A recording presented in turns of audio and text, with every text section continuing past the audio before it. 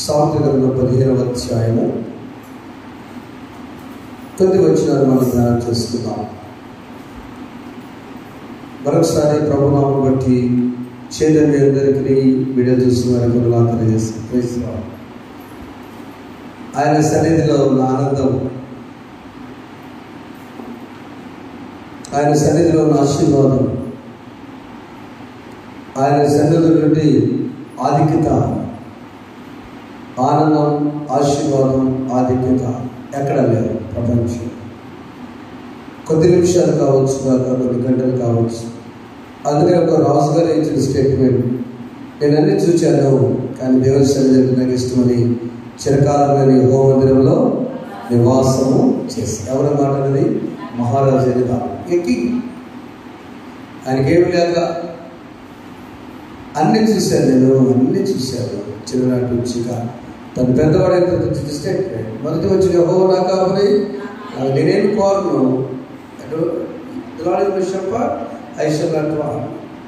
చిరకాలం నేను యెహోవా మందిరంలో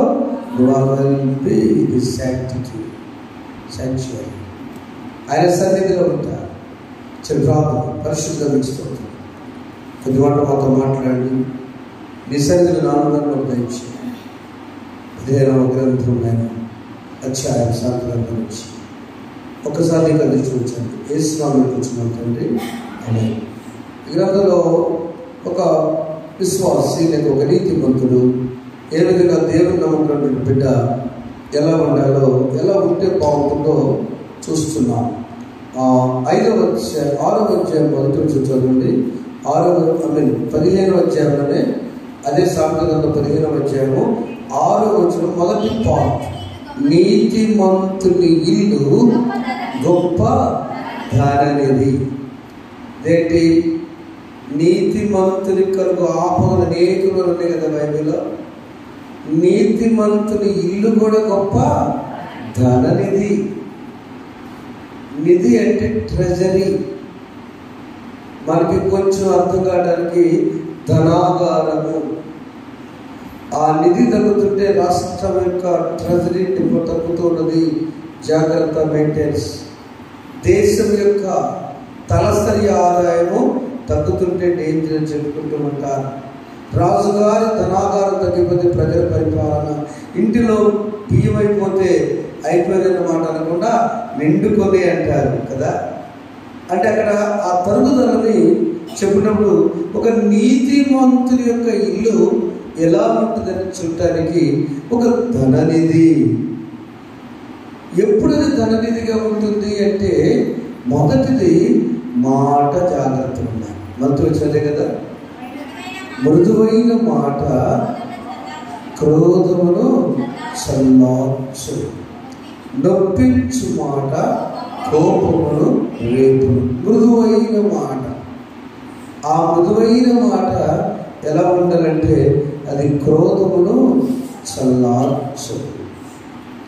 ఈ మాట యుద్ధం జరిగేటప్పుడు, ఎక్కువ ఇంట్లో గొడవ జరిగేటప్పుడు ఈ మృదువైన మాటలు బాగా పనికి వస్తాయి.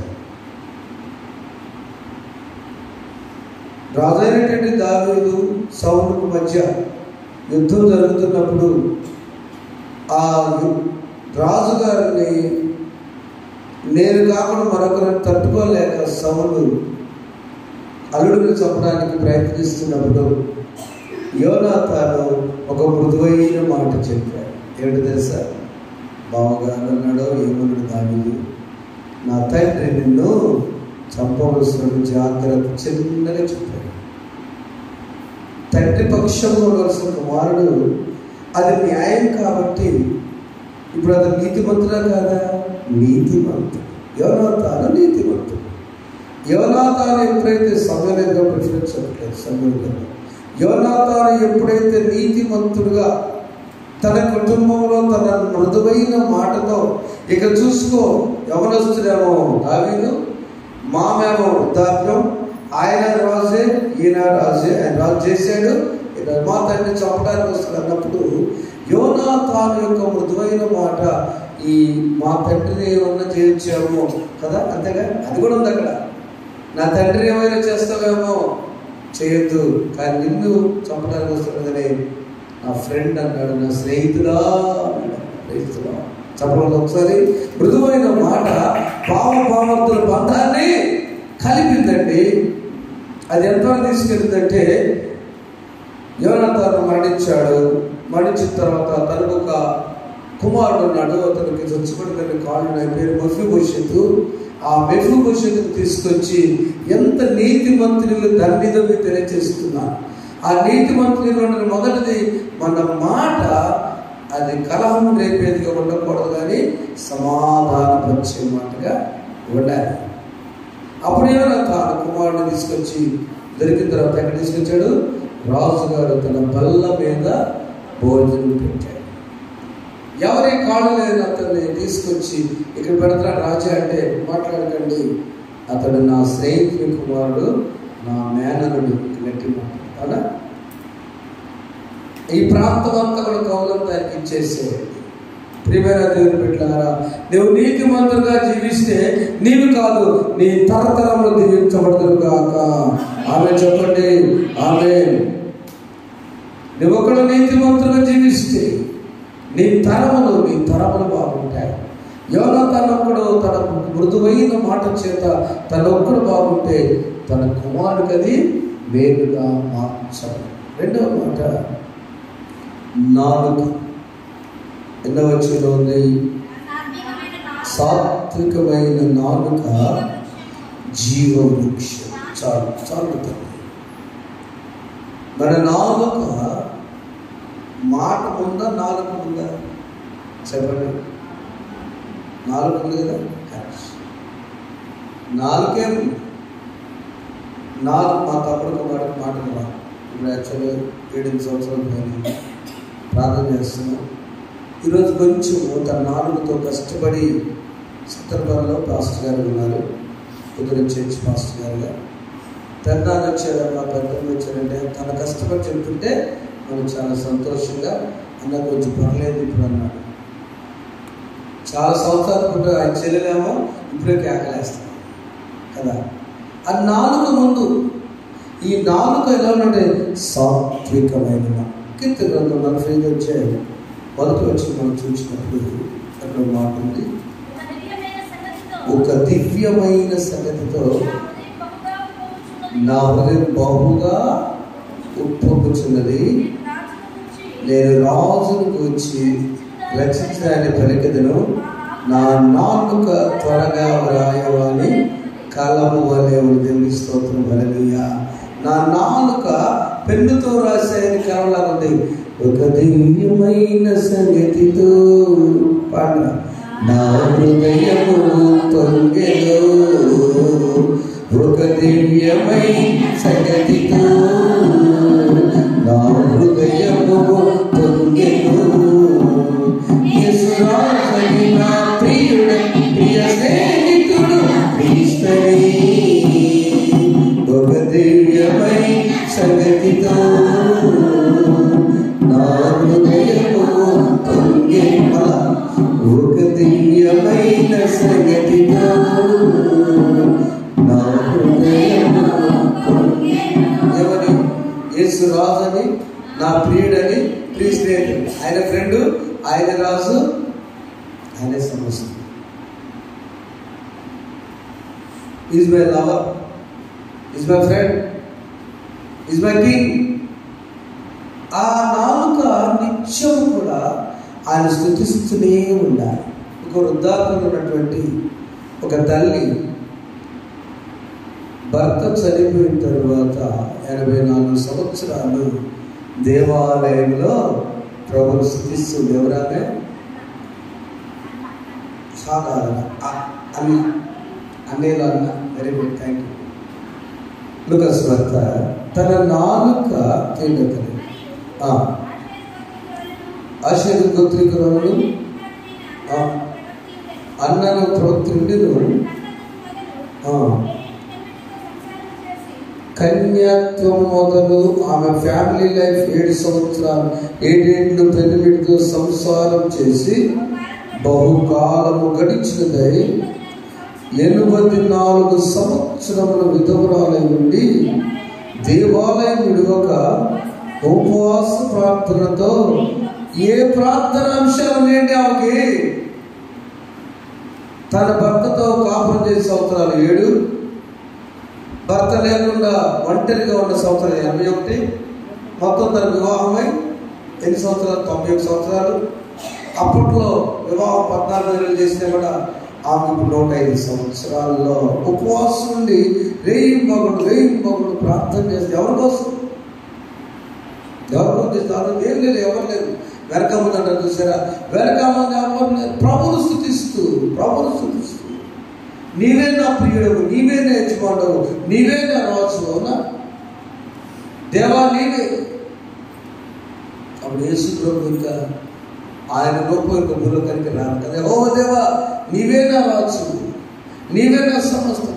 ప్రైజ్ నీతిమంతుని ఇల్లు గొప్ప ధననిధి. 84 సంవత్సరాల ఒంటరి జీవితాన్ని జీవించిందంటే ఆమె నాలుక స్తుతించే నాలుక.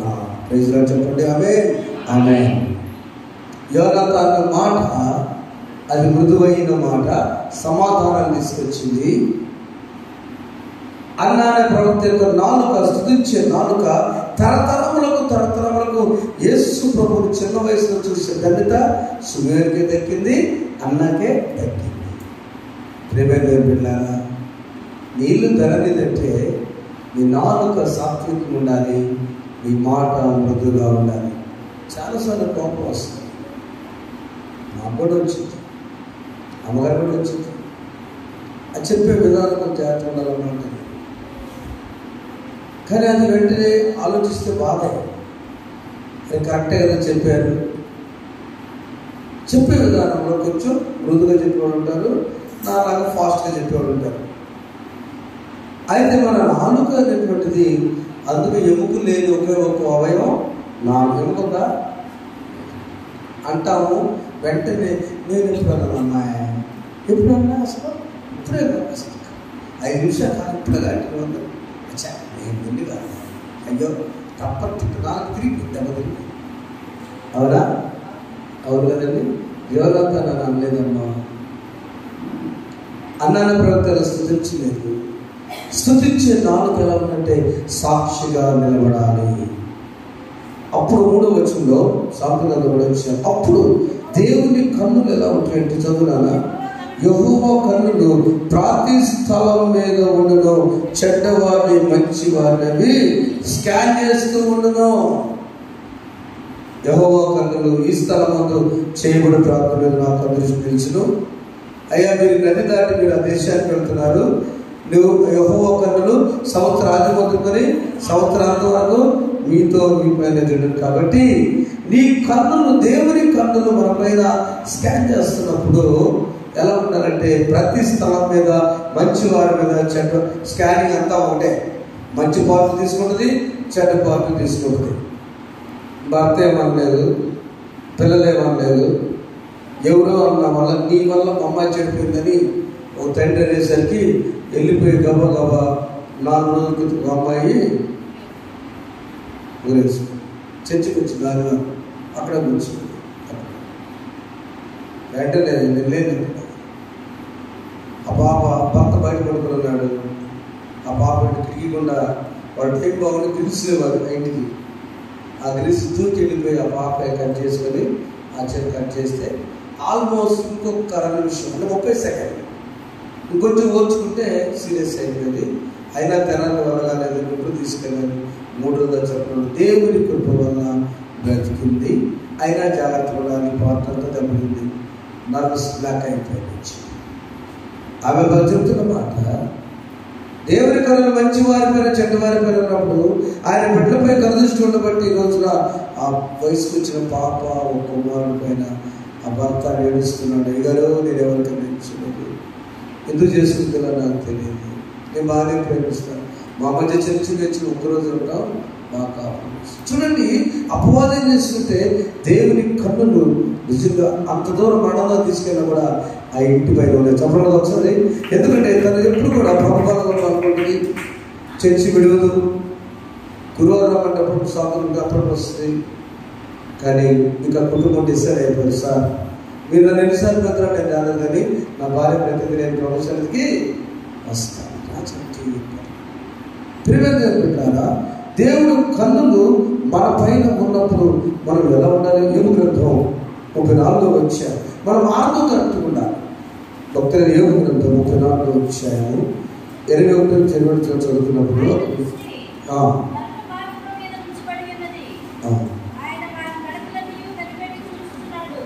ఆయన మన యొక్క అన్నిటి కనిపెట్టుకొని చూస్తూనే ఉన్నాడు. చదువురా.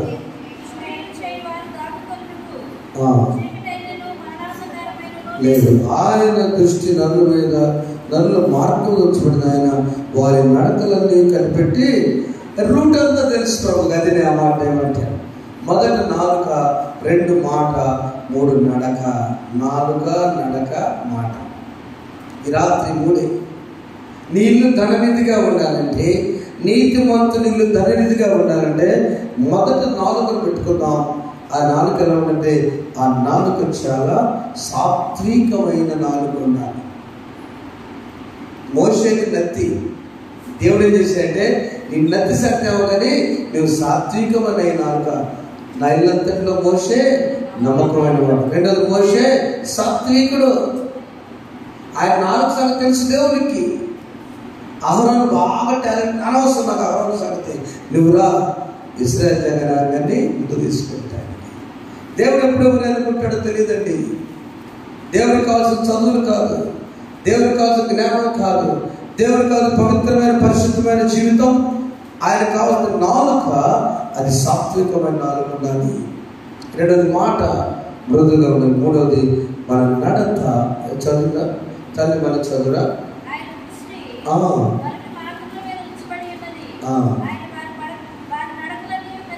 ఆయన వారి నడతలన్నీ కనిపెట్టింది. అందుకని మన మార్గము, మనం ఉండవచ్చాము. కీర్తనలో చెప్పుకున్నప్పుడు దుష్టుల ఆలోచన ఒక పాపం మార్గాన అసలు ఉంచవద్దు. నడకసలు తగ్గించు. వాడు ఏదో అంటారు, కాసేపు ఉండేదంటే కూర్చోవద్దు. అపహాసం కూర్చోడు, కూర్చోవద్దు. దేవుని బిడ్డలైన వారికి అది నేను తెలియజేస్తున్నా. బిడ్డమైన సోదరులారా, తండ్రులారా, దేవుని సహోదరులారా, the wicked way is most dangerous.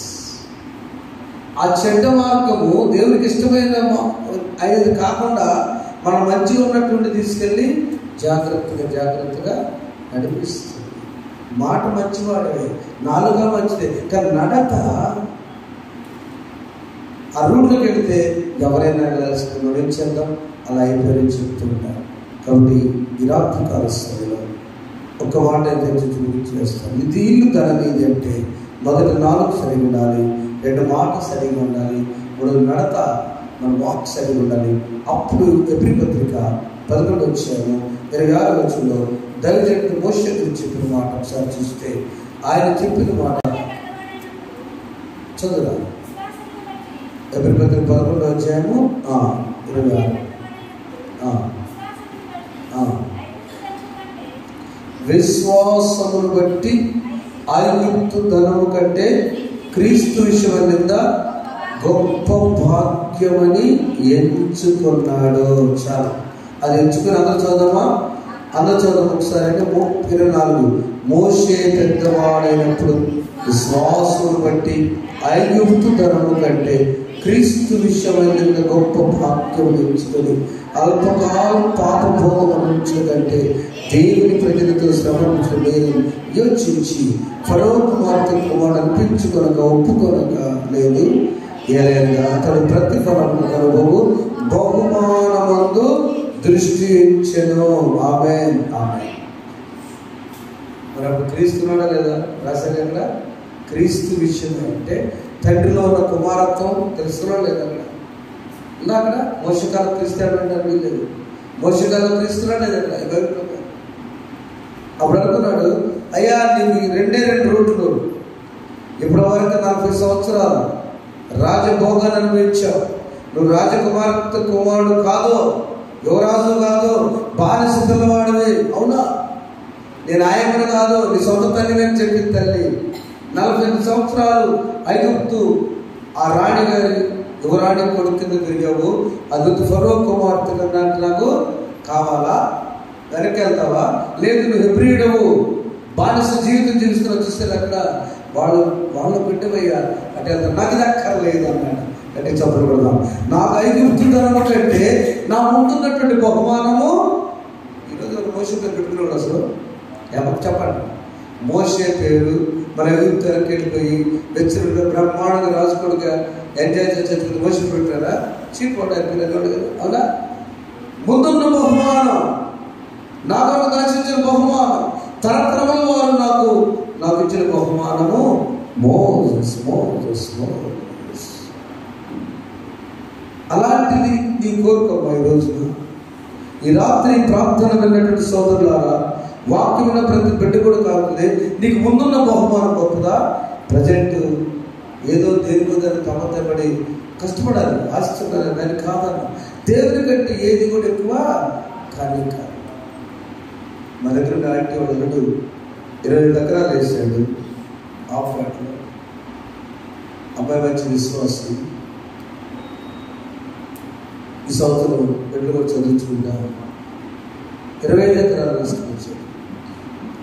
Of ప్యాట్లు అలవాటు ఏంటంటే పొలాల్లోకి యూరియా కట్టలో ఒక్కసారి తీసుకెళ్ళి పెట్టి పట్టగా అది కింద కట్ట కరిగిందట. ఆ కిందది కలుపుకుంటే మొత్తం కూడా కరిగిపోయినట్టు పడుతుంది. బాధపడబాక దేవుడు 2వ పంట వేస్తాడని ధైర్యపరిచి ఏ లోకం కూడా మన బిడ్డలు బాగుండాలి, వ్యవసాయాలు బాగుండాలి, ఉద్యోగాల్లో అంత కొంచెం బాధ వస్తుంది. అయితే క్లాస్ పెట్టి అక్కడ ఆంటీ సురేష్ గారు కూడా చర్చకెళ్తే బాగుంటాను. నేను నా కూతురు ఎప్పుడు మొత్తుకుంటుందయ్యా. ఆయన ఏమో పొలం పెరుగుతుంది అనుకుంటూ ఉన్నాడు. కానీ దేవుడు సరికి 1 గంట ఆహారం వచ్చింది నీవే, వస్త్రం వచ్చింది నీవే, పొలం వచ్చింది నీవే, ఉద్యోగం వచ్చింది నీవే, వ్యాపారం వచ్చింది నీవే, శక్తి ఇచ్చింది నీవే, అన్ని ఇచ్చింది నీవేనని 1 గంట దేవుడి సన్నిధిలో గడిపితే ఎలా ఉండేదో నిజమే కదా. ఆలోచిద్దామా? నిజమే కదా. నేనన్నమాట నా తల్లి నిజమే. 1 గంట 2 గంటలు 5 కంటే శ్రేష్ఠ. నీతిమంతుని గొప్ప ధననిధి. నా ప్రేమ దేవుడు, అలాంటి ధననిధి పొందుకున్న ఒక సోదరి వాక్య చదువు వినిపించుకున్నాం. ఆమె ధనవంతురాలు కాదు, ధనవంతురాలు అయినది. రూతు గ్రంథం 2వ అధ్యాయం 12వ వచనంలో సందర్భోచితంగా మీకు తెలియజేస్తున్నాను. నీతిమంతుడైన యోబు ఎప్పుడు ధనవంతుడే, నష్టపోయినా ఆయన తిరిగి మళ్ళా మొత్తం పొందే 2 ఒక సోదరి రూతు అనేటువంటి గొప్ప తల్లి. 2వ అధ్యాయం 12వ వచనం చదవండి.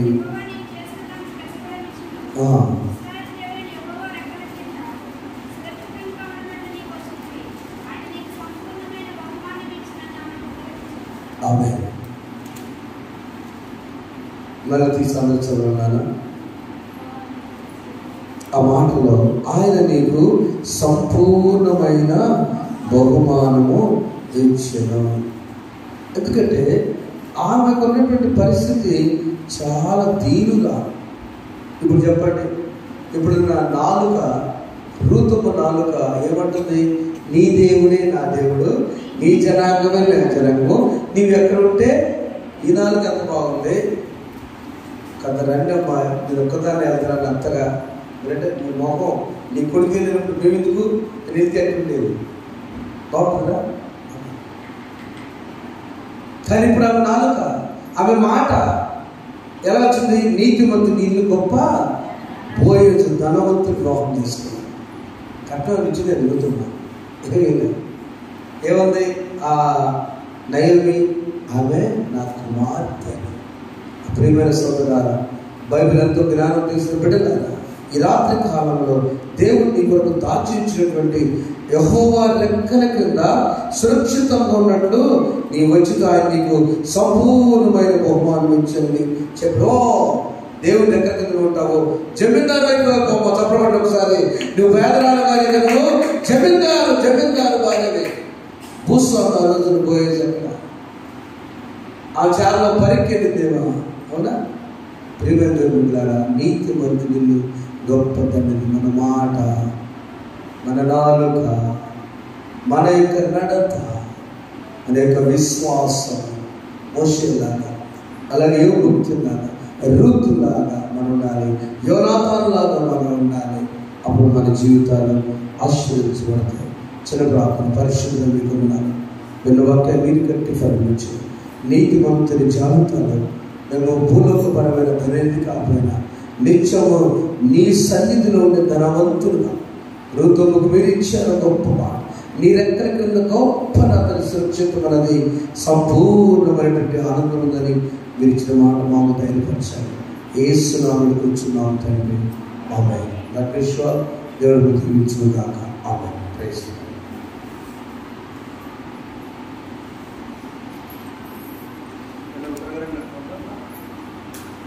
లార్డ్. అర్పణ అర్పించుకుందాం. ఒక పాట.